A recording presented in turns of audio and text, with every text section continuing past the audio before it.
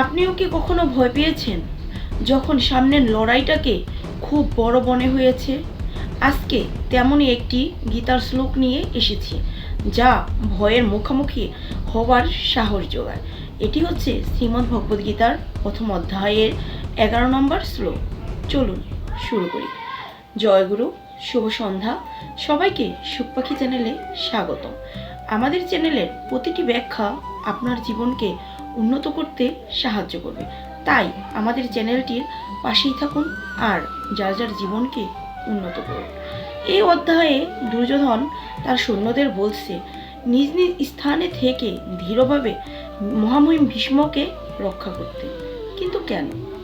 এর আগের শ্লোকে দুর্যোধন বলেছিল তারা সংখ্যায় পাণ্ডবদের তুলনায় অনেক বেশি, কিন্তু এই শ্লোকে সে বলছে, দুর্যোধন বলছে মহামহিম ভীষ্মকে রক্ষা করতে। কারণ কি? তার ভিতরে ভয় কাজ করছে, তার ভিতরে আত্মবিশ্বাস কম। এই জন্য সে সৈন্যদেরকে বলছে মহামহিম ভীষ্মকে রক্ষা করতে।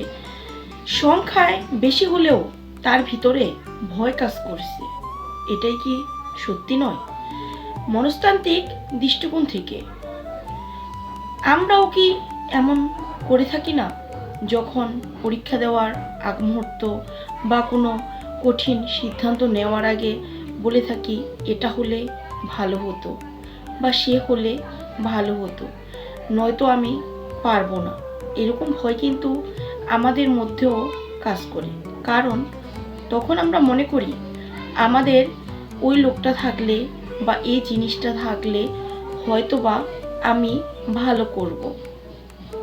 সংখ্যায় বেশি হলেও ভয় কাজ করে।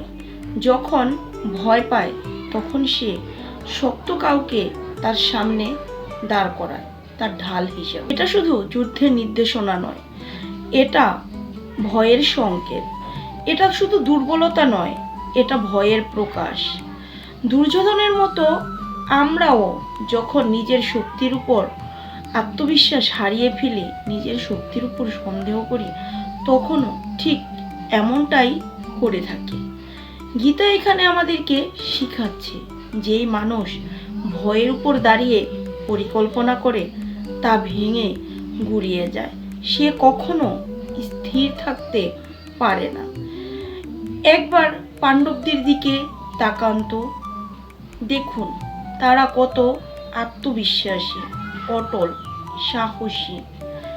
কাউকে রক্ষা করো এই কথা বলে তারা চিৎকার করছে না, কারণ তাদের ভিতরে বিশ্বাস ছিল, একাগ্রতা ছিল ও সত্য ধর্মের শক্তি ছিল, যা কৌরবদের মধ্যে ছিল না।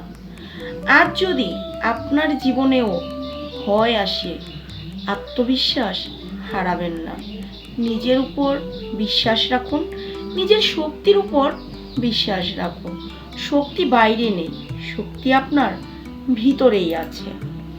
আর তাই নিজের উপর বিশ্বাস রাখলে আপনাকে বাঁচানোর জন্য অন্য কারো উপর নির্ভরশীল হতে হবে না, অন্য কাউকে প্রয়োজন হবে না। গীতার এই শ্লোক আমাদেরকে শিখায় ভয় দিয়ে শক্তি আসে না, বিশ্বাস থেকেই শক্তি আসে। বিশ্বাস দিয়ে গড়া শক্তি সত্যিকারের শক্তি। নিজেকে বিশ্বাস করুন, নিজেকে ভিতর থেকে শক্তিশালী মনে করুন। এই শ্লোকটি যদি আপনার ভিতরে শক্তি জুগিয়ে থাকে, অবশ্যই একটি লাইক দিবেন আর কমেন্টে আপনার মূল্যবান মতামতটি জানিয়ে যাবেন।